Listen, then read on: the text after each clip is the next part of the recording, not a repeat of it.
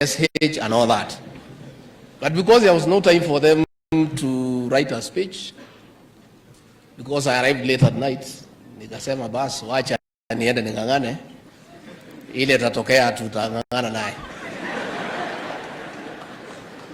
You know, my younger brother and friend and my in-law, the Honorable Kimani Ichung'Wa, intimidates me and the president all the time about the alliance. He can't even let us have a cup of tea. Every discussion we have, in the middle of the discussion, he reminds us that he was at the alliance. So I was asking him today, when we went to the old school, and I found beds that are very aged, cracked walls. Sasa nikamuuliza hii alliance unatuambianga ndio hii?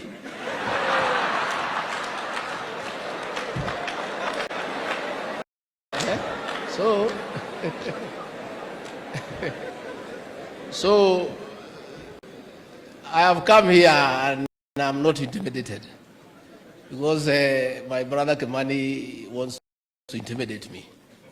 But we are also grateful to this institution for being a good role model and mentoring our leader Kimani Ichung'Wa. The President and I are very proud of Kimani Ichung'Wa. He is a polished debater in the National Assembly. And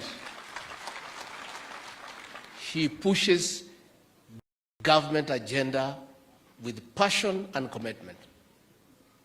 And since he took that job, we have not lost a single debate, including the finance bill. So kama hiyo ndio matunda ya alliance, namtolea kofia. Kwa hivyo tumekuja hapa kusema kwa niaba ya rais wetu William Ruto, we came to this great school, a great institution that has mentored many people. Many people who came through this school are serious people who have made significant contribution to our country's development. And I want to say, because I know many people who have come through this school, there is something good about this institution. The way our CS Murkomen has said,